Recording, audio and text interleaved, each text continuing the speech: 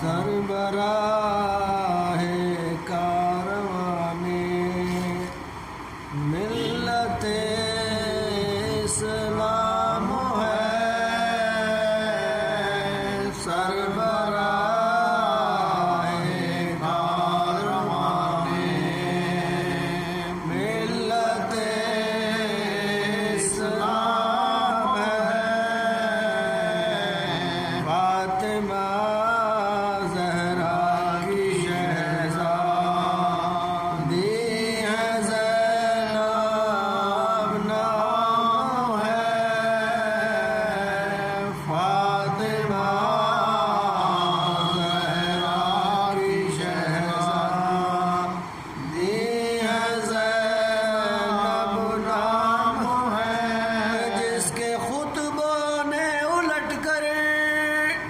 رکھ دیا تخت یزید، ٹھوکروں میں عالی جس کی دیار شام ہے، ٹھوکروں میں عالی جس کی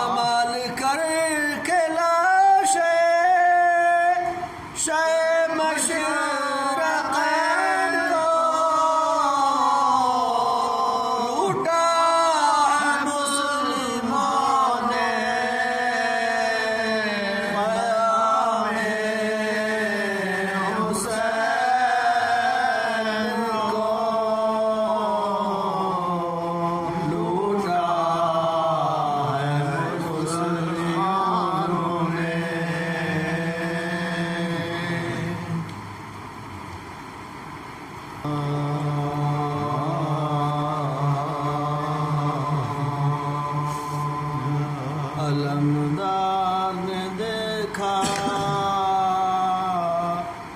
جب لاش قاسم کو، علمدار نے دیکھا قبضے کی طرف ایسے، جرار نے دیکھا بھائی کرو کر شاہ ابرار نے دیکھا کہ عرض بڑا دار نمک خوار نے دیکھا کہ عرض بڑا دار نمک خوار نے دیکھا، تیغوں سے عجب سروے رواں کاٹ گیا، اللہ کے دل سے اب ہٹ گیا، واللہ کے دل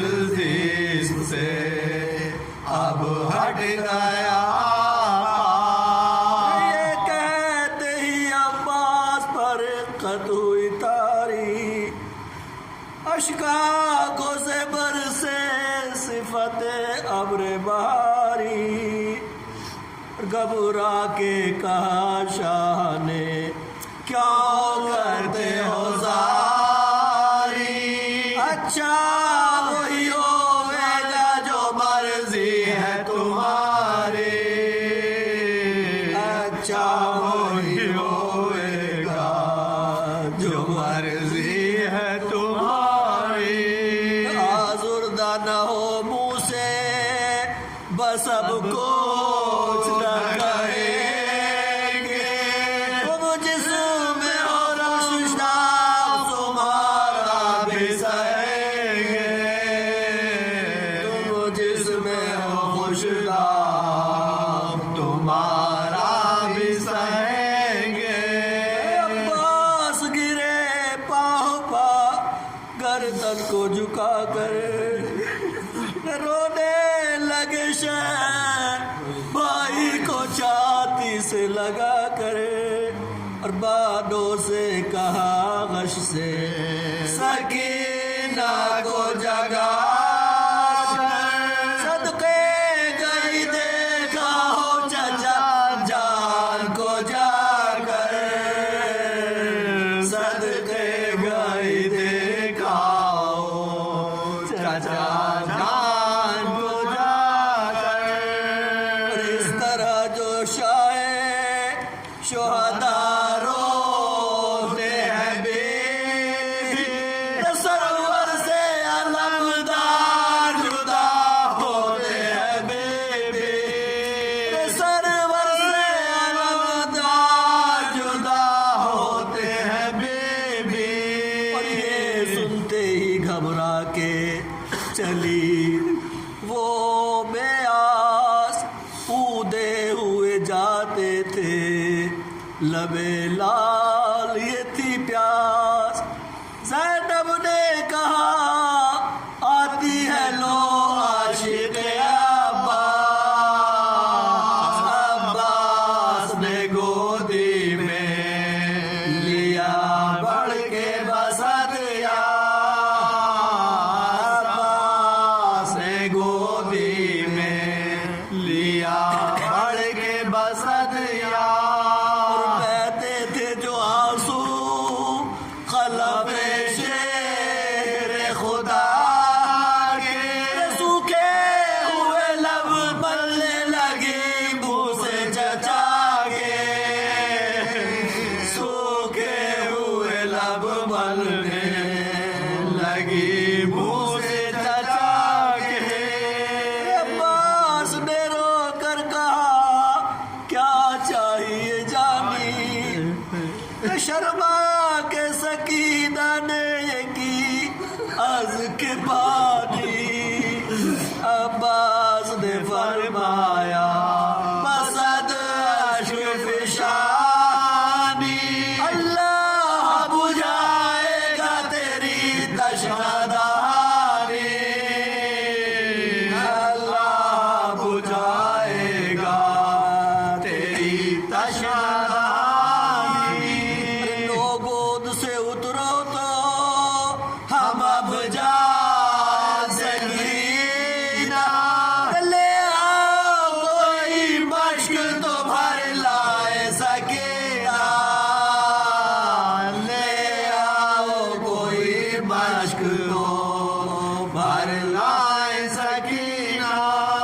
یہ سنتے ہی اس پیاسی کی اس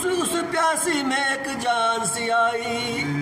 فضا گئی اور دوڑ کے مشکیزے کو لائی رو رو کے یہ کہنے لگی شابیر کی جائی میں رن میں چلی آؤں گی گھر ڈھیر لگائے میں رن میں چلی آؤں گی گھر دیر لگائے جلد آؤں گا دریا سے یہ فرما کے سنہارو جاتے ہو تو آنے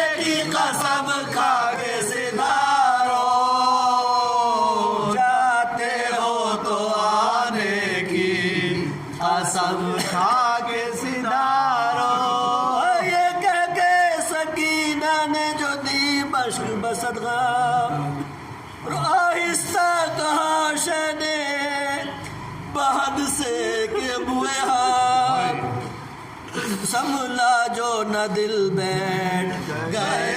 قبلۂ اعلیٰ عباس چلے گھر سے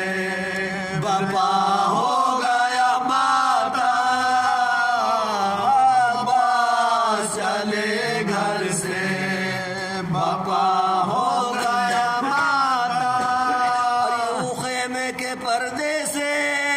وہ سبدار نکل آیا گویا کہ قمر برج سے باہر نکل آیا گویا کہ قمر برج سے باہر نکل آیا جب لاشِ قاسم کو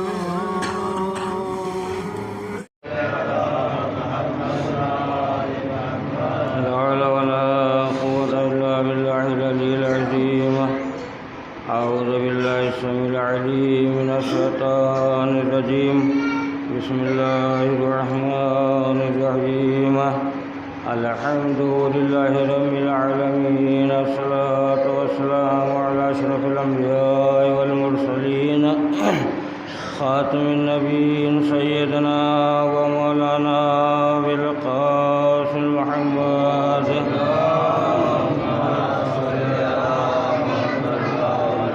وآله الطيبين الطاهرين المعصومين المنتجبين ولعنة الله على أعدائهم أجمعين من يومنا هذا إلى يوم الدين. أما بعد فقد قال الله تعالى في كتابه المجيد وفرقان الحميد وقوله الحق. بسم الله الرحمن الرحيم. إن الذين يستكبرون عن عبادتي سيدخلون جهنم داخرين. صلوات ورد محمد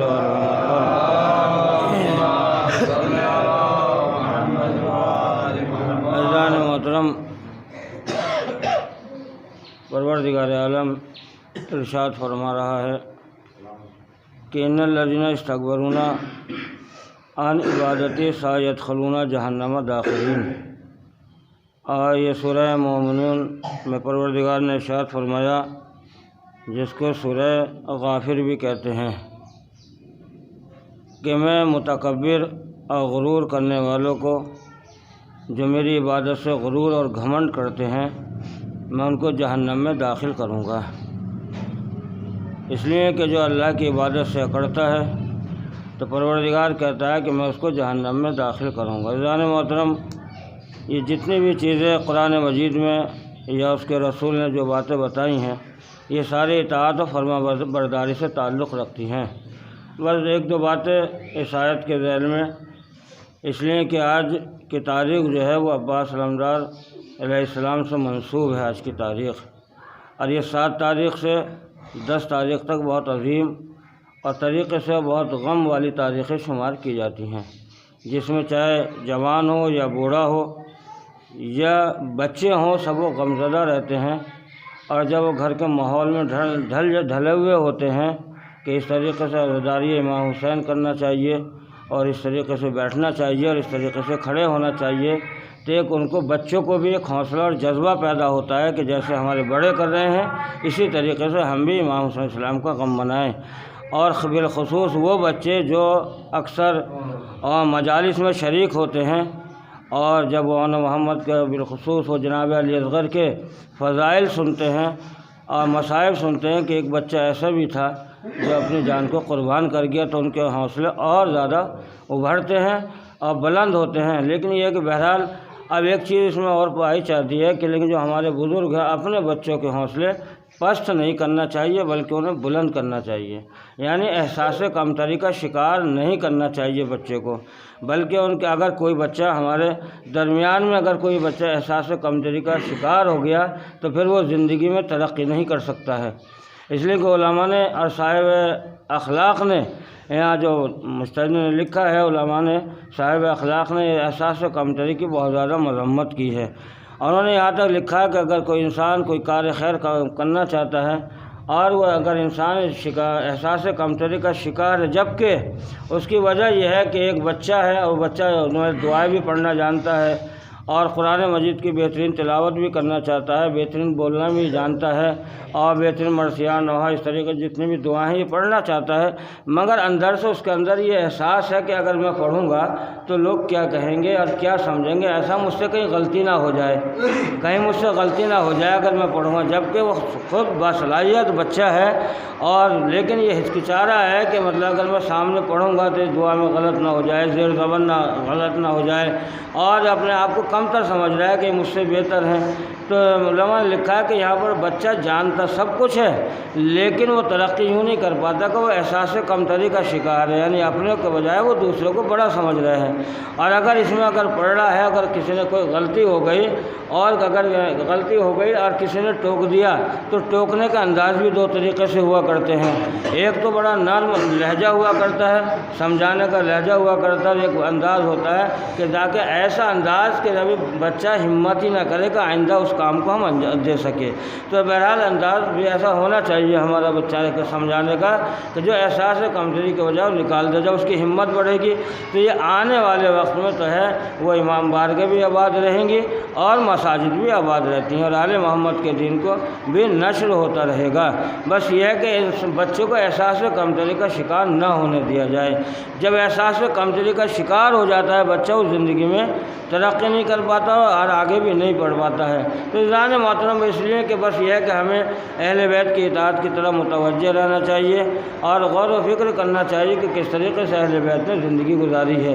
اور کس طریقے سے۔ لیکن اب یہ دنیا ہے، دنیا میں اگر کوئی انسان اچھائیاں بھی کرتا ہے تو برائیاں کرنے والے بھی بہت موجود پائے جاتے ہیں، اس لیے کہ منافقوں کی کمی نہیں ہے، منافقوں کی کمی نہیں ہے، نہ کل پیغمبر اسلام کے زمانے میں کمی تھی نہ آج منافقوں کی کمی ہے۔ اس لیے مگر یہ منافق جو ہے یہ پہچانا نہیں جاتا جلدی سے، اس لیے کہ منافق جو ہے یہ مومن کے ہم شکل ہوا کرتا ہے، ہم شکل ہوا کرتا ہے منافق۔ لیکن اب یہ بات آئی ہے تو میں بتا رہا ہوں، میں آپ کو جتنے آ گئی تو علامہ نسیم نے تو بڑی بہترین مثال بھی دی ہے اس کی، اور علماء نے بھی اس طریقے سے کہا کہ منافق کیوں نہیں پہچانا چاہتا کہ یہ مومن ہے یا منافق ہے، اس لیے کہ اسی طرح کا وہ کرتا ہے، زبان پر کچھ ہوتا ہے اور دل میں اس کے کچھ ہوا کرتا ہے اور لوگوں کو ورغلاتا ہے۔ اس طریقے تمام چیزیں انہوں نے بیان کرنے کے بعد، اور منافق کا مطلب یہ ہے کہ بہرحال کاشتکار کی بات آئی ہے کہ منافق نفق سے یہ لفظ آیا ہے، دیکھیے باصلاحیت لوگ یہاں بیٹھے ہوئے، نفق سے یہ لفظ آیا ہے جس سے نفاق بنتا ہے، نفاق سے پھر یہ منافق بنتا ہے۔ تو اس کے اصلی معنی جو ہے وہ ہے بھٹ، یعنی وہ بھٹ چوہے کا جو مطلب چوہے کے بھٹ سے مناسبت کی گئی ہے اس کو، اور چوہے کے بھٹ ایک نہیں ہوتا ہے، ایک ادھر بناتا ہے تو ایک ادھر بناتا ہے۔ کاشتکار جانتے ہیں کہ جب کسان پکڑنے کے لیے جاتا ہے تو وہ ادھر کے بجائے وہ ادھر کو بھاگ جاتا ہے، یہ اب ایسے ہی منافق کی صفت ہوتی ہے کہ جب یہ بات کو بیان کرتا ہے، جب پکڑنے کا نمبر آتا ہے کہ پکڑا جائے کوئی بات ہو جائے تو فوراً ایسا راستہ تلاش کرتا ہے کہ برابر سے نکل جاتا ہے، کوئی بات کہہ رہا ہم نے یہ بات کہی نہیں، ہم نے تو یہ اپنی جان بچا کر ایسا نکلتا ہے کہ مجھے نہیں، یہ نفق سے ہے۔ اس کے بعد علماء نے لکھا کہ منافق جو ہے وہ بالکل ہرے طوطے کی طرح ہوتا ہے، بالکل ہرے طوطے ہوتا ہے کہ اس لیے کہ مالک کو پتہ ہی نہیں چلتا کہ یہاں پر کون میرا مطلب پھل کتر رہا ہے، کھتر کر ڈال رہا ہے، اس لیے کہ طوطے کا رنگ بھی ہرا ہی ہوتا ہے اور درخت کے پتوں کا رنگ بھی ہرا ہی ہوتا ہے، لیکن پتہ کب چلتا ہے اس لیے کہ بولتا نہیں، بولتا تو بعد میں ہے، جب یہ پھل کو کھتر کر کاٹ کر پھل کے نیچے ڈال دیتا ہے اور اس کے بعد ٹیاؤں ٹیاؤں کرتا ہے تو تب پتہ چلتا ہے کہ منافق طوطا اس درخت کے اوپر بیٹھا ہوا ہے، بعد میں پتہ چلتا ہے کہ اسی طریقے سے منافق جو ہے یہ چھپا ہوا رہتا ہے اور پتہ جب چلتا ہے جب سارے معاشرے میں فساد اور جھگڑا تمام چیزیں یعنی کہ یہ چیزیں پیدا ہو جاتی ہیں جو معاشرے میں نہیں ہونا چاہیے اور جو چیزیں پائی جاتی ہیں وہ نہیں پائی جاتی ہیں، تو بہت زیادہ منافقت کی مذمت کی ہے۔ مگر یہ ہے کہ جو پیغمبر اسلام کے دور میں بھی تھی اور مولا کائنات کے دور میں بھی رہے اور امام حسن امام حسین السلام کے بھی زمانے میں رہے، لیکن ذہن محترم بس ایک دو بات باتیں آپ کی خدمت میں، تو اللہ کی عبادت سے منحرف نہیں ہونا چاہیے، اس کی عبادت سے اکڑنا نہیں چاہیے، اس لیے کہ جو اللہ کی اطاعت کرتا ہے اور جو اللہ کی اطاعت کرتا ہے فرما بردار ہوا کرتا ہے، اور اطاعت کرنے والا اس کی عبادت سے نہیں اکڑتا۔ اس لیے اور جو متکبر ہوتا ہے تو اللہ کہہ رہا ہے کہ تو میری عبادت، اس لیے کہ عبادت صرف نماز اور روزہ اور حج کا ہی نام نہیں ہے، عبادت اسی کا نہیں ہے کہ ہم مثلا نماز پڑھ رہے ہیں صبح کی، دوپہر کی، تمام پانچوں وقت کی پابندی کے ساتھ، اور اس لیے کہ عبادت تو ہے، بہت سے عبادتوں کے گوشے ہیں، بہت سی عبادتیں ہیں، یعنی ہر انسان اگر ایک دن کا فرش اعضاء پر سے اٹھا کر باہر پھینک دے تو یہ بھی عبادت میں شمار ہوتا ہے۔ یہاں تک کہ ایک ایک چیز، بہت سی عبادتیں ہیں، یا محنت و مشقت کر کے بچوں کی روزی روٹی کما کر بچوں کو لباس پہنا رہا ہے، سردی سے بچا رہا ہے، گرمی سے بچا رہا ہے، تو یہ بھی تمام چیزیں عبادت میں شمار ہوتی ہیں۔ لیکن اب مسئلہ یہ آتا ہے کہ ہم دن رات جو پڑھتے ہیں، الحمد پڑھتے ہیں اپنی نمازوں میں، ظہر میں، عصر میں، مغرب میں، دن رات پڑھتے رہتے ہیں کہ اللہ کی عبادت انجام دیتے ہیں، کہ اس میں پورا الحمد پڑھتے ہیں، اس الحمد میں ایک لفظ ہے اہدنا الصراط المستقیم، اے پروردگار کہ ہم تیری اطاعت کرتے ہیں، تیری عبادت کرتے ہیں، تجھی سے مدد چاہتے ہیں، مگر اے پروردگار ہمیں سیدھا راستہ پر قائم رکھ، یا سیدھا راستہ دکھا۔ ویسے کہ ذہن میں ایک دو باتیں آپ کی خدمت میں کہ اے پروردگار، جو ہم صبح کو، ظہر میں، عصر میں، مغرب میں یہی دعا کرتے ہیں اہدنا الصراط المستقیم، اے پروردگار ہمیں سیدھے راستے پر قائم رکھ، اور بعض لوگ یہ ترجمہ کرتے ہیں کچھ لوگ کہ سیدھا راستہ ہمیں دکھا۔ لیکن عزیزان محترم، یہ ذہن میں آپ لوگوں کے ہیں، لیکن میں اس چیز سے ایک مثال سے واضح کر دوں کہ اگر کسی کے بچے نے امتحان دیا اور امتحان دینے کے بعد بچہ گھر پر آیا، گھر پر جب آیا تو اس کے والدین نے، اس کے ماں باپ نے، عزیز اقارب نے اس سے پوچھا کہ بتاؤ بیٹا کہ پرچہ آج کا کیسا ہوا ہے، آج کا پیپر آج کا کیسا ہوا، تو بیٹے نے آ کر یہ کہا کہ آج پرچہ بہت خراب ہوا ہے، آج اچھا نہیں ہوا، پیپر نہیں ہوا۔ لیکن دیکھا کہ وہاں باپ نے جب سوال کیا تو وہاں دو بزرگ بیٹھے ہوئے تھے، تو ایک بزرگ نے کہا کہ پروردگار آپ کو اچھے نمبر سے پاس کرے، کامیابی عنایت فرمائے، اور دوسرے بزرگ جو تھے انہوں نے کہا آمین، لفظ آمین کہا، ایک نے دعا مانگی اور دوسرے بزرگ نے کہا کہ آمین۔ تو اس کا مطلب یہ ہوتا ہے، اب مسئلہ یہ آتا ہے کہ اہدنا الصراط المستقیم، یہ ترجمہ جو بھی کر رہے ہیں اپنی اپنی جگہ پر سب صحیح کر رہے ہیں کہ چاہے پروردگار عالم ہمیں راستہ دکھا دے اور پروردگار عالم ہمیں راستے پر قائم رکھ۔ اس کا مطلب تو یہ تو ہے کہ اے پروردگار عالم اگر تو ہمیں راستہ دکھا دے تو اس کا مطلب یہ ہے کہ جب سے پیدا ہوئے ہیں ابھی تک راستہ دیکھا ہی نہیں ہے، لیکن آج تک 1400 سال گزر گئے کہ محنت کرتے کرتے کہ پروردگار سیدھا راستہ دکھا دے، سیدھا راستہ دکھا دے۔ اگر یہ مسلمان مل کر سارے کے سارے اگر سیدھا راستہ بناتے تو اب تک بنا لیا ہوتا۔ صلوات پڑھ دے محمد و آل محمد پر۔ اگر محنت کرتے تو اب تک بنا لیا ہوتا سیدھا راستہ، لیکن دعا یہی ہے کہ دکھا دے۔ تب عزیزان محترم سوال یہ پیدا ہوا جب بچے نے آ کر یہ کہا کیا پرچہ خراب ہوا ہے، آمین کہی گئی ہے، ایک نے دعا کی اچھے نمبر سے پاس کرے پروردگار، دوسرے نے آمین کہی۔ جب آمین کہی تو کچھ زمانے کے بعد، کچھ عرصے کے بعد جب رزلٹ آیا، رزلٹ آنے کے بعد بچہ بڑا خوشی خوشی گھر کے اندر داخل ہوا۔ جب داخل ہوا تو باپ نے معلوم کیا کہ بیٹا بتاؤ کیا نتیجہ کیا رہا، تو بیٹے نے کہا کہ ہم کامیاب ہو گئے۔ عزیزان محترم توجہ، چاہے آپ اس لفظ پر کہ کامیاب ہو گئے، اب اتفاق سے وہ دونوں بزرگ جب بھی تشریف فرما تھے تب بھی بیٹھے ہوئے تھے، جب کہا کہ کامیاب ہو گئے، اب جس نے آمین کہا تھا، جب دعا مانگی گئی تھی جس نے آمین کہا تھا، اب اس نے آمین نہیں کہا کامیاب ہو گئے، بلکہ کہا الحمدللہ۔ اب کہا الحمدللہ کہ اللہ کا شکر ہے۔ تو عزیزان محترم وضاحت کے صاحب شعور ہیں، اس میں کہنے کی زیادہ گنجائش بھی نہیں ہے، اس لیے اب جہاں جہاں بھی جماعت ہو رہی ہو، جہاں جہاں بھی، اب اس کا مطلب یہی تو ہے جب دعا مانگی جاتی ہے تو وہاں آمین کہا جاتا ہے، اور جب دعا قبول ہو جاتی ہے تو الحمدللہ کہا جاتا ہے۔ تو اب اس کا اندازہ آپ سمجھ سکتے ہیں کہ جہاں جہاں جماعت ہو رہی ہو، نماز ہو رہی ہے جماعت کی، تو یہ سمجھ لیے کہ جہاں راستہ نہیں ملا ہے وہاں دعا کی جا رہی ہے الحمد کے بعد آمین، اور جہاں راستہ مل گیا وہاں الحمدللہ کہا جا رہا ہے۔ صلوات پڑھ دے محمد و آل محمد پر۔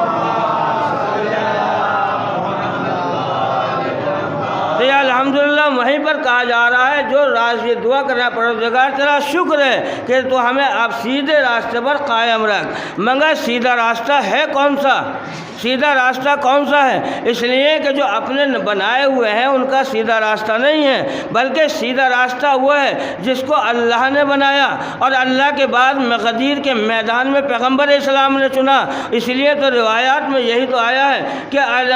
علی صراط المستقیم، کہ علی والا سیدھا راستہ ہے، علی کے علاوہ جتنے راستے ہیں سارے ٹیڑھے ہی کے ٹیڑھے راستے ہیں۔ عزیزان محترم، پیغمبر اسلام کی حدیث کہ علی والا ہی سیدھا راستہ ہے، اس کے علاوہ کوئی سیدھا راستہ نہیں۔ لیکن سیدھے راستے پر بیٹھا ہے شیطان،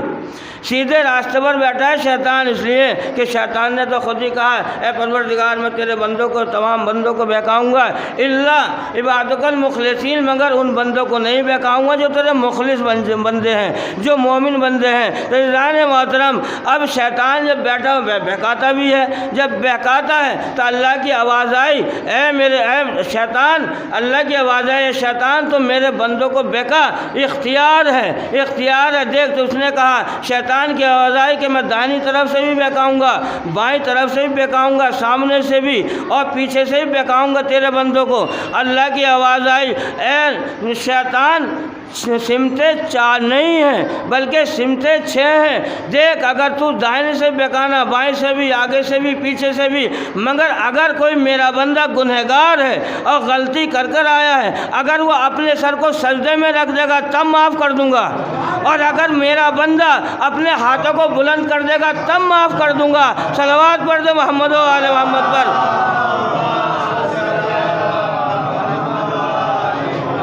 کہ سمتیں 4 نہیں ہیں بلکہ سمتیں 6 ہیں۔ جب میرا بندہ سجدے میں سر رکھتا ہے، ابھی سجدے کی بات آئی ہے تو اب معاشرے کا عالم یہ ہو گیا، جو گھومنے والے ہیں، باہر رہنے والے ہیں، ان کو بہت اچھی طریقے سے تجربہ ہے ہر بات کا، ہر چیز کا۔ لیکن جان محترم، علامہ کفایت حسین نے بہترین، حافظ علامہ کفایت حسین نے بہترین جملہ یہاں پر ارشاد فرمایا۔ وہ کہتے ہیں کہ ہماری قوم کو جو خنجر تو یاد رہا مگر سجدہ یاد نہیں رہا۔ اس کے بعد جملہ فرماتے ہیں کہ شمر کا خنجر تو یاد ہے مگر حسین کا سجدہ یاد نہیں ہے۔ اگر حسین کا سجدہ یاد ہوتا تو یہ ہماری قوم بھٹکتی نہیں پھرتی۔ صلوات پڑھ دے محمد و آل محمد پر۔ عزیزان محترم، جب ایک وقت وہ بھی آیا کہ شیطان کی شکل میں ایک شیطان اور آ گیا، وہ آ گیا جس کا نام تاریخ نے لکھا فرعون، جس کا تاریخ نے لکھا فرعون۔ اور جب فرعون جناب موسیٰ کے مقابلے پر آیا اور آنے کے بعد جناب موسیٰ اس کو ہدایت کرتے رہے، صحیح راستہ بتاتے رہے، لیکن ایک وقت وہ بھی آیا کہ جب جناب موسیٰ لشکر لے کر چلے، اور جب لشکر لے کر چلے عزیزان محترم، فرعون کو یہ معلوم ہوا کہ جناب موسیٰ جو ہے وہاں سے نکل گئے، فوج کو لے کر جا رہے ہیں، لشکر اپنے لشکر والوں کو لے کر جا رہے ہیں۔ تو عزیزان محترم، اس نے اپنا لشکر تیار کیا اور جب دریائے نیل کے قریب پہنچنے کے بعد کہا ایک مرتبہ فوج پریشان ہوئی، چاہنے والے پریشان ہو گئے، تو کہا کہ وہاں تو راستہ ہی نہیں ہے، جب گزرنے کا راستہ نہیں ہے، پیچھے سے فرعون کی فوج آ رہی ہے، تو ایک مرتبہ آواز آئی، کہا کہ ہم کون سے راستے سے گزریں؟ اللہ نے فرمایا اے موسیٰ اس پانی پر عصا مارو، اور جب عصا مارو گے تو میں اس پر راستہ بن جائے گا۔ جیسے جناب موسیٰ نے عصا مارا، پانی میں راستہ بن گیا۔ تو ایک اللہ کے نمائندے کی صفت یہ بھی ہوا کرتی ہے کہ اگر وہ ہاتھوں پر کنکروں کو اٹھا لے تو تسبیح و تحلیل کرنے لگے، پانی پر عصا مار دے تو راستہ دے دے۔ صلوات پڑھ دے محمد و آل محمد پر۔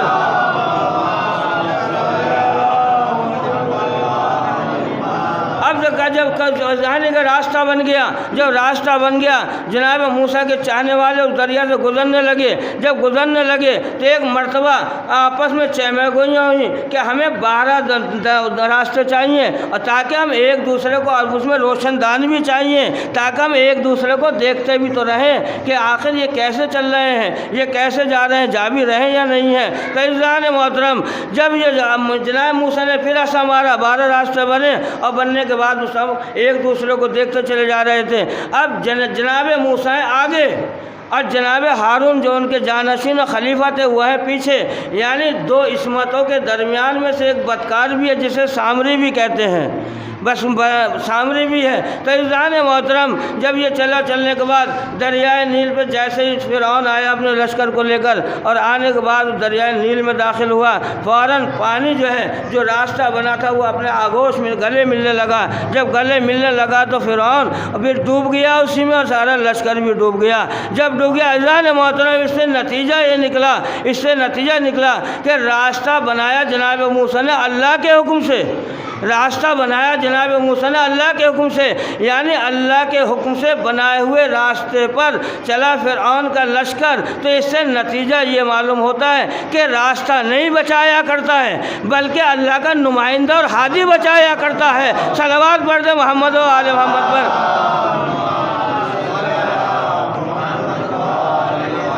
اور یہ چلنے کے بعد لیکن اس لشکر میں ایک سامری بھی ہے جو بد کردار ہے، بد عمل کرنے والا ہے۔ ایک وقت وہ بھی آئے گا کہ قوم کو بہکائے گا کہ دیکھو یہی تو خدا ہے، بچڑے کی شکل میں شیطان بولے گا دیکھو یہی تو ہے، اور ساری قوم کو ورغلائے گا، بہکائے گا۔ تو یعنی اگر میں یہ کہہ دوں اے پروردگار عالم اب تو بہترین موقع ہے، یہ تو بہترین موقع ہے، یہ بدکار ہے، قوم کو گمراہ کرے گا، اس پانی میں کیوں نہ ڈبو دے، تو سمندر کی موجوں سے یہی صدا آئے گی کہ دل تو چاہتا ہے اس کمبخت کو یہیں پر ڈبو دوں، مگر ہم کریں کیا، ہم مجبور ہیں، اس لیے کہ آگے بھی عصمت ہے پیچھے بھی عصمت ہے، دو عصمتوں کے درمیان میں ہیں، اس وجہ سے ہم اسے ڈبو نہیں سکتے۔ تو معلوم یہ ہوا جو دو عصمتوں کے بھی درمیان میں ہوا کرتا ہے وہ ڈوبا نہیں کرتا۔ اے دنیا والو، ہم زنجیر کا ماتم، ہم قمع کا ماتم، ہم عزاداری حسین، یہ تعزیہ، یہ ذوالجناح جتنی بھی شبیہ نکالتے ہیں، یا پیغمبر اسلام کا میلاد اور محفل اور جلسے کرتے ہیں، یا علی کے فضائل بیان کرتے ہیں، ہم اسی لیے تو کرتے ہیں کہ ہمارے پاس 14 عصمتیں ہیں، ہمارے پاس 14 معصومین ہیں، 7 ادھر سے ہوں گے 7 پیچھے سے ہوں گے، ہم گزرتے چلے جائیں گے۔ صلوات پڑھ دیں محمد و آل محمد پر۔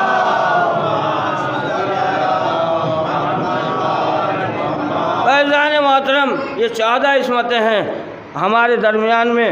اور ہم اس لیے کہ ہم ان کے ماننے والے ہیں اور ان کا غم منانے والے، ان کے غم میں خوشی میں خوش ہونے والے ہیں، تو ہمیں کائے کا خوف ہے، مگر یہ ہے کہ بہرحال عمل انسان کو کرتا لینا چاہیے، یہ نہ سوچنا چاہیے کہ معصوم ہمیں بخشوا دیں گے، ہمیں عمل کرنے کی ضرورت ہی کیا ہے، ایسا بھی نہیں ہے، لیکن ہمیں کرتا ہاں اگر ہمارا کوئی کمی رہ گئی ہے، اس لیے کہ مولا کائنات نے خود ارشاد فرمایا اے ہمارے چاہنے والوں، ہم تمہاری شفاعت بھی کریں گے، ہم تمہاری سفارش بھی کریں گے اور بخشش کا سہارا بھی بنیں گے، مگر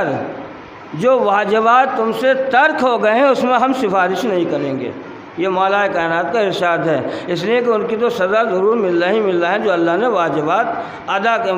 انسان پر واجب قرار کر دیے ہیں۔ عزیزان محترم، اب اس لیے کہ امام حسین علیہ السلام اور مولا کائنات کے بیٹے امام حسین علیہ السلام، امام حسین علیہ السلام کی ولادت ہوئی، اس لیے کہ ان کی بھی اطاعت ضروری ہے، اور امام حسین علیہ السلام کو جو نقش قدم پر چلے گا اس کی بھی کامیابی ہے، پھر 12 تک سلسلہ چلتا ہے۔ تو جو امام حسین علیہ السلام کی ولادت و شہادت ہوئی تو یہاں ایک روایت گڑھی گئی ہے عزیزان محترم، بہت بہترین روایت گڑھی گئی ہے، اور فوراً روایت گڑھنے والوں کو اتنا طریقہ نہیں آتا ہے اہل بیت معصومین کی شان میں جو گستاخیاں کر کے اور وہ تھوڑی سی روایت گڑھتے ہیں تو انہیں یہ بھی نہیں پتہ چلتا کہ ہم روایت کس طریقے سے گڑھ رہے ہیں، کس طریقے سے بنا رہے ہیں، اور پکڑے بھی فوراً جاتے ہیں، یعنی روایت کا بنانے والا ہی پکڑا جاتا ہے اور وہ فیکٹری بھی پکڑی جاتی ہے جہاں پر غلط روایت بنائی جاتی ہے، کیونکہ طریقہ ہی نہیں آتا ان سے۔ تو عزیزان محترم، تو امام حسین علیہ السلام کی ولادت کے لیے بھی ایک روایت گڑھی گئی، جب امام حسین علیہ السلام کی ولادت ہوئی تو مولا کائنات معاذ اللہ کہ مولا کائنات نے امام حسین علیہ السلام کا نام حرب رکھ دیا، حرب، اور بنی امیہ کا شجرہ تو چلا ہے وہ حرب سے ہی چلا ہے، اور حرب کے معنی ہے جنگ کرنا، جنگ کے معنی ہے حرب کے، یعنی مولا کائنات کو نہ تو پیغمبر اسلام کا نام آیا، نہ جناب ابراہیم، نہ جناب اسماعیل، کسی کا نام نہیں، تو اتنے انبیاء گزر گئے، نبی گزرے، کسی کا نام یاد نہیں آیا جناب مولا کائنات کو، لیکن اگر مولا کائنات نے امام حسین علیہ السلام کو کیا نام رکھا، حرب، یعنی بنی امیہ کا جس سے شجرہ چلا ہے۔ اب یہ روایت جب گڑھی گئی تو اتنے میں پیغمبر اسلام تشریف لائے، پیغمبر اسلام تشریف لائے، علی آپ نے بیٹے کا نام کیا رکھا؟ تو تو مولانا نے فرمایا کہ میں نے ویسے تو اس کا نام حرب رکھ دیا ہے، لیکن آپ پر میں سبقت نہیں لے کے جا سکتا، یعنی سبقت نہیں کر سکتا، ویسے جو آپ رکھ دیں گے میں اس کو قبول کر لوں گا۔ یہ اسی طریقے سے ہے روایت کہ میں اس کو قبول کر لوں گا، آپ جو رکھ دیں گے وہ بہتر ہے۔ لیکن عزیزان محترم، یہ بنی امیہ کے نام پر مولا کائنات پر یہ لگایا گیا کہ اس طریقے سے مولانا نے نام رکھا حرب۔ تو اس کے بعد پیغمبر اسلام نے فرمایا کہ علی اگر آپ نے رکھ دیا تو کوئی بات نہیں کہ نہیں میں آپ پر سبقت نہیں کر سکتا۔ تو ایک مرتبہ کا پیغمبر اسلام نے فرمایا جو آپ مجھ سے سبقت نہیں کر سکتے تو میں بھی سبقت نہیں کر سکتا، اس لیے کہ میرا پروردگار اللہ ہے، میں بھی جب تک اللہ کا پیغام نہیں آ جائے گا جب تک نہیں آیا، اس لیے میں جبرائیل آیا۔ اس کے بعد آپ ہارون کے بچوں کے نام پر آپ نے شبن نام رکھ دیا۔ پیغمبر اسلام نے یہ روایتیں گڑھی گئی ہیں، اور یہ گڑھی بھی روایتیں اس طریقے سے جو نیٹ چلانے والے ہیں یہ تو بہت آسانی سے سن لیتے ہیں، لیکن مجلسوں میں آج اس وقت کم مزہ آتا ہے ان چیزوں کو تھوڑا سا آدمی توجہ، اس لیے کہ نیٹ پہ جو ہے بہترین خطیبوں کی مجالس سنتا ہے انسان، اور بہترین ذاکرین کی مجالس سنتا ہے۔ لیکن اب یہاں پر ایک چیز اور بتا دوں، خطیبوں والی بات بھی بتا دے رہا ہوں آپ کو کہ ایک شخص بیان کر رہے تھے کہ مولا کائنات بہادر نہیں تھے، اور مجمع بھی ایسا تھا جو مولا کائنات کو امیر المومنین مانتا تھا، امام المتقین مانتا تھا، ہدی للمتقین مانتا تھا، یعنی قرآن مجید کی بھی آیت ہے یا متقین کی ہدایت کرنے والے، کہ جو متقین مانتا تھا، امیر المومنین مانتا تھا، یعصب الدین مانتا تھا۔ مجمع بھی ایسا تھا، اور اس مجمع میں فرما رہے تھے ایک صاحب مطلب ذاکریہ خطیب جو بھی کہیے، بہرحال وہ فرما رہے تھے کہ حضرت علی علیہ السلام جنگیں کری ہیں، خیبر اکھاڑا، احد، جنگ صفین، یہ تمام، مگر بہادر نہیں تھے حضرت علی علیہ السلام، بہادر نہیں تھے۔ اب یہ بزرگ بھی دیکھیے ہوتے ہیں، جب بزرگ کیا کہا، جب کئی بار انہوں نے اس کا دہرایا کہ حضرت علی علیہ السلام بہادر نہیں تھے، شجاع نہیں تھے، اور جو مومنین کا مجمع تھا، علی کا ماننے والا مجمع تھا، فوراً نیچے سے آواز آئی کہ پھر مولانا یہ بتائیے کہ جو جنگیں کی ہیں مولا کائنات نے فتح کیا ہے، کہ پھر کہ وہ بہادر نہیں تھے، وہ بہادر نہیں تھے، کہ نہیں بہادر تو نہیں تھے، کہ میں ایسے انسانوں کے نام بتا سکتا ہوں جو علی سے بہادر تھے۔ اب انہوں نے دو تین نام بتائے، نام لینے کی ضرورت نہیں ہے کسی کے، 2-3 نام بتائے کہ یہ حضرت علی سے بہت زیادہ بہادر تھے۔ کہا صاحب یہ کیسے بہادر تھے، یہ دنوں میں آج تک کوئی جنگ فتح ہی نہیں کی، اور جس جنگ میں بھی کہے تو فوراً بھاگ آئے یا فرار ہو گئے، واپس آ گئے، کہ صاحب کیسے بہادر ہو گئے؟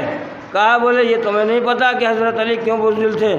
بہادر نہیں تھے، اور یہ کیوں بہادر تھے؟ تب میں جملہ یہ بھی اس لیے بھی یہ کہہ رہا ہوں کہ تاکہ آپ بھی اس اپنے نفس کے اندر کیفیت کریں کہ ہم کون سی لائن میں ہیں۔ تو عزیزان محترم، جو کافی دیر چرچا ہو گئی، بزرگ نے ٹوک دیا میں یہ بکواس اچھی نہیں ہے، اور یہ جو آپ کہہ رہے ہیں ٹھیک نہیں ہے، حضرت علی نے ہر جنگ کو فتح کرا۔ بولے ہاں، علی میں ایک خاصیت پائی جاتی تھی کہ علی ڈرتے کسی نے سے نہیں تھے، صرف مالی جو ہے مولا کائنات جو ہیں وہ اللہ سے بہت زیادہ ڈرا کرتے تھے، یہ کسی سے نہیں ڈرتے تھے۔ یعنی علی اللہ سے ڈرتے تھے، یہ ڈرا نہیں کرتے تھے۔ اب یہ بتاؤ کہ بہادر کون ہوا؟ بہادر کون ہوا؟ جو اللہ سے ڈر رہا ہے بہادر وہ ہوا، یا جو اللہ سے نہیں ڈر رہا بہادر وہ کون ہوا؟ کہا فوراً کہ دماغ میں بات تو صحیح ہے، یعنی معلوم اس لیے پتہ یہ چلا کہ پورے اس تاریخ اسلام انسانیت کا ناش کر اس لیے کہ جب وہ ڈرے ہی نہیں خدا سے، تو آج تاریخ اسلام یوں ہی تو کوس رہی ہے کہ اگر رسول کا کہنا مان لیا ہوتا تو قوم گمراہ نہ ہوتی۔ صلوات پڑھ دے محمد و آل محمد پر۔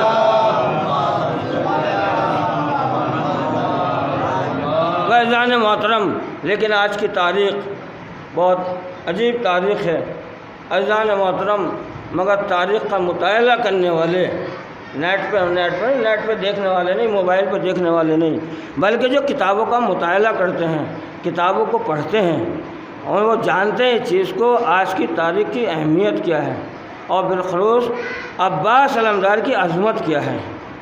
اور چاہے وہ جناب زینب ہوں، چاہے وہ جناب علی اکبر ہوں، یا انو محمد ہوں، عباس علمدار ہوں، اور چاہے وہ امام حسین علیہ السلام ہوں، یعنی امام حسن جناب سیدہ تمام پیشین گوئیاں کی ہیں، لیکن اس میں اور بڑے ناز و ادب کے ساتھ تمام چیزیں پائی جا رہی تھی عباس علمدار علیہ السلام کے لیے۔ لیکن عزیزان محترم، میں شہادت نہیں پڑھوں گا جناب عباس علمدار علیہ السلام کی کہ تھوڑے سے مصائب، اس لیے کہ آٹھ تاریخ ہے اور امام زمانہ سے بھی اس حاضری میں جس حاضری، اس لیے کہ حاضری کا سلسلہ شروع ہوتا ہے ہمارے ہاں، اور حاضری جو ہے وہ اس لیے حاضری کہلائی جاتی ہے، اور اس میں یہ نہیں کہتے کہ آپ آتا دے لیجیے، لیکن آج کی تاریخ جو ہے وہ مخصوص ہے عباس علمدار علیہ السلام سے۔ اور اس کو حاضری کیوں کہتے ہیں؟ اس کو حاضری اس لیے کہتے ہیں کہ اس میں امام زمانہ خود حاضر ہوتے ہیں، اور اس لیے کہ وہ عباس علمدار علیہ السلام سے مخصوص ہوتی ہے، تو علماء نے یہی لکھا کہ اس لیے عباس علمدار علیہ السلام کی جو نظر و نیاز ہوتی ہے اس کو یا تو لفظ نظر سے استعمال کرتے ہیں یا حاضری استعمال کرتے ہیں، زیادہ کہ چلیے فلاں مومن کے ہاں حاضری ہو رہی ہے، آپ ہمارے یہاں تشریف لے چلیے، تو اس کی وجوہات لکھی ہیں۔ لیکن عزیزان محترم، اس کی وجوہات لکھنے کے لیے ایک جملہ کہ جب تاریخ نے لکھا کہ جب عباس علمدار علیہ السلام کی ولادت ہوئی اور ولادت ہونے کے بعد امام حسین مولا کائنات نے عباس علمدار علیہ السلام کو امام حسین علیہ السلام کے آغوش میں دیا۔ آغوش میں دینے کے بعد تاریخ میں بعض ذکر العباس میں بھی ہے اور ایک دو تاریخ میں اور بھی ہے، یہ ملتا ہے کہ جیسے کہ عباس علمدار نے آنکھیں نہیں کھولی تھیں، لیکن جیسے امام حسین علیہ السلام کے آغوش میں آئے عباس علمدار نے آنکھیں کھول دیں، آنکھیں کھولی اور فوراً امام حسین علیہ السلام کے چہرے کی زیارت کی۔ اتنے ہی دیکھا کہ اتنے میں جناب زینب نے دیکھا کہ بھیا کی آغوش میں کوئی چیز ہے، اور اس کے بعد قریب آئی، کہا بھیا یہ کیا؟ تو ایک مرتبہ جناب امام حسین علیہ السلام نے فرمایا اے بہن زینب، بھیا عباس کو بابا علی نے مجھے دے دیا ہے، مجھے دے دیا، تمنا آرزویں ہیں مولا کائنات کی، دعائیں ہیں کہ مجھے دے دیا ہے۔ تو ایک مرتبہ جناب زینب نے کہا بھیا حسین عباس کو لاؤ، مجھے دے دو، مجھے دے دو۔ ایک مرتبہ امام نے جناب زینب کی خدمت میں پیش کیا اور دیا، اس کے بعد آغوش میں لیا، آغوش میں لینے کے بعد چہرے کو دیکھا، بازوؤں کو دیکھا اور ہاتھوں کو دیکھا، پیروں کو دیکھا کہ ہاں جو میرا بابا فرماتے تھے وہ بات صحیح ہے، یہی میرا پردے کا محافظ ہوگا، یہی پردے کا محافظ ہوگا۔ لیکن تاریخ نے پھر آگے لکھا کہ جب جناب عباس علمدار کے حوالے میں لیٹتے تھے، لیٹنے کے بعد شہزادی رات میں اٹھتی تھیں، کبھی رات میں اٹھتی تھیں اور کبھی بار بار اٹھ کر رات کو اٹھ کر گہوارے کے قریب آتی تھیں، عباس علمدار کے قریب آ کر دیکھتی تھیں کہ میرا بھیا عباس کس طریقے سے سو رہا ہے، کس طریقے سے سو رہا۔ دیکھتے ہیں ہاں بیٹا بھیا عباس تم میری چادر کے محافظ ہو، اس لیے کہ بابا نے یہ پیشن گئی ہیں۔ اب جناب سیدہ کی وصیت بھی کہ جب یہ کہنا اور جب عباس کے کچھ کہنا، اس کے بعد تاریخ لکھا کہ عباس علمدار علیہ السلام جیسے آغوش میں لیا اور لینے کے بعد جناب زینب نے عباس علمدار کے کان میں کچھ کہا، اور جیسے ہی کہا تو عباس علمدار تڑپنے لگے، اور جب تڑپنے لگے تو ایک مرتبہ مولا کائنات نے فرمایا ہے بیٹی زینب آپ نے عباس سے کیا کہہ دیا؟ تو ایک مرتبہ زینب نے فرمایا بابا جان اب میں نے اپنی ماں کی وصیت کو پورا کیا ہے، پورا کیا کرنے کے بعد کہا کیا وصیت تھی کہ مادر گرامی فرما گئی تو میں تو دنیا میں موجود نہیں ہوں گی، لیکن عباس سے کہہ دینا کہ میں کس لیے کہ تمہیں جان اب حسین پر جان قربان کرنا ہے اور میری چادر کے محافظ ہو عزاداران مظلوم کربلا یہ ہونے کے بعد۔ لیکن ہاں عزاداران مظلوم کربلا جب حاضری ہم کہتے ہیں اس کی وجہ ہے سب جانتے ہیں سمجھ گئے، لیکن ہاں ایک چاہنے والا مولا حسین کا چاہنے والا، کربلا والوں کا چاہنے والا، کربلا کا واقعہ لکھا علماء نے کہ مقاتل نے بھی لکھا ہے کہ کربلا کا واقعہ ہے کہ محرم کی 8 تاریخ تھی جس کا نام عبداللہ لکھا۔ جب محرم کی تاریخ 8 تاریخ کو کربلا پہنچا، کربلا میں جانے کے بعد عباس علمدار علیہ السلام کے مزار میں پہنچنے کے بعد عباس علمدار کے روزے کی جالی کو پکڑنے کے بعد اے آقا اے عباس علمدار آپ کو جناب سکینہ کا واسطہ، آپ میرے یہاں حاضری ہے، آپ ضرور آنا، میرے یہاں ضرور آنا۔ اور آنے کے بعد یہ قسم دینے کے بعد جناب سکینہ کی قسم دے کر کہ میرے یہاں ضرور حاضر ہونا ہے، اور یہ آنے کے بعد ایک مرتبہ گھر آیا، گھر آنے کے بعد بیوی سے کہا کہ بہترین پاکیزگی کی طہارت انجام دے لے، صفائی کر، اور صفائی کرنے کے بعد اس لیے کہ میں آج غازی عباس سے حاضری کے لیے کہہ کر آیا ہوں کہ میرے یہاں نظر کا اہتمام ہے، مولا آپ ضرور آئیے گا، اور میں جناب سکینہ کا واسطہ بھی دے کر آیا ہوں، مجھے یقین ہے کہ میرا غازی ضرور آئے گا۔ اور یہ کہنے کے بعد بیوی نے بڑا اہتمام کیا، بڑے اہتمام سے کرنے کے بعد، بڑی صفائی کرنے کے بعد جب نظر کا اہتمام کیا، کربلا والوں کو جا کر عزاداران کو اور عزاداروں کو جا کر دعوت دے آیا، تمام مومنین سے کہہ کر آیا کہ میرے یہاں حاضری ہے، آپ ضرور آنا۔ یہاں تک کہ دوپہر کا وقت ہوا اور دوپہر کے بعد جب مومنین آ گئے، مومنین آنے کے بعد یہاں تک کہ مغرب کا وقت آ گیا لیکن ابھی حاضری نہیں ہوئی ہے، یہاں تک کہ عشاء کا وقت آیا۔ جب کافی وقت ہو گیا تو چاہنے والوں نے کہا، تمام مومن عزاداروں نے کہا، عباس کے عزاداروں نے کہا، اے عبداللہ تو کب تک انتظار کرتے رہے گا؟ ارے یہ بزرگ ہمارے یہاں تشریف فرما ہے، ارے ان سے ہی نظر دلا لے تاکہ ہم کھا کے چلے جائیں، یہاں سے کب تک تیرا انتظار کرتے رہیں گے؟ ایک مرتبہ تڑپ گیا، تڑپنے کے بعد بیوی کے پاس پہنچا، پہنچنے کے بعد کہا کہ ایسا تو نہیں ہے کوئی طہارت میں کمی رہ گئی ہو جو میرا غازی ابھی تک نہیں آیا؟ ایسا تو نہیں ہے کہ میرا غازی نہیں آیا، اور یہ نہیں ہو سکتا کہ میں سکینہ کا واسطہ دوں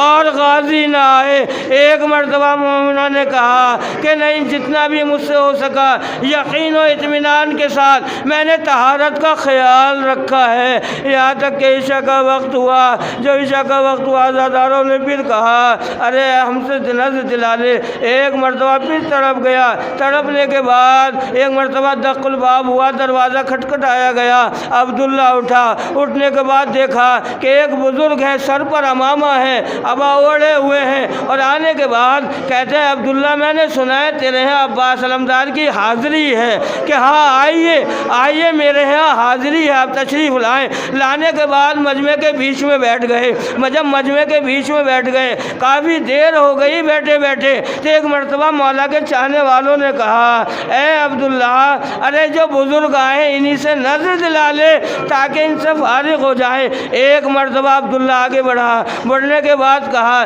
ارے آپ غازی عباس کی نظر دے دیجئے۔ اب جیسے ہی نظر دینا شروع کی، بسم اللہ الرحمن الرحیم الحمدللہ رب العالمین، اب جیسے ہی پورا الحمد پڑھا، اس کے بعد عبداللہ اٹھا، اٹھنے کے بعد تڑپ گیا، اور تڑپنے کے بعد کہا اے بزرگ میرے غازی عباس کی توہین نہ کر، اس لیے کہ نظر ہاتھوں کو اٹھا کر دی جاتی ہے، جھکا کر نہیں دی جاتی ہے، ارے میرے غازی عباس کی توہین نہ کر۔ ایک مرتبہ فرمایا اے عبداللہ ارے تو بلاتا بھی ہے، ہمیں پہچانتا بھی نہیں ہے، ارے میرے شانے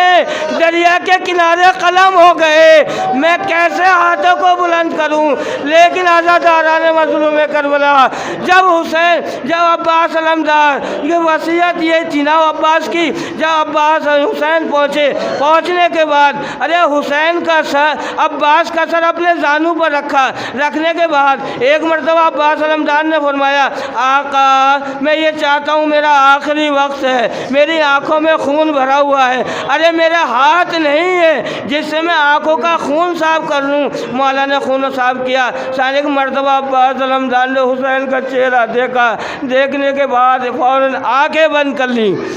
عباس علمدار نے فوراً آنکھیں بند کریں۔ ایک مرتبہ امام نے فرمایا بھیا عباس تم نے آنکھیں کیوں بند کر لی؟ تو ایک مرتبہ عباس نے فرمایا اے بھیا فاطمہ کے لخت جگر کا چہرہ نہیں دیکھا جاتا، فاطمہ کے لخت جگر کا چہرہ نہیں دیکھا جاتا، ارے یہ پریشان حال، ارے عباس دنیا سے گزر رہا ہے، حسین کی حفاظت نہ کر سکا، ان پر ان کی محفوظ نہ کر سکا۔ یہ گریا کرے، دونوں بھائیوں نے گریا کیا، ماتم کیا، عباس کی روح پرواز کر گئی، سالم اللہ جنت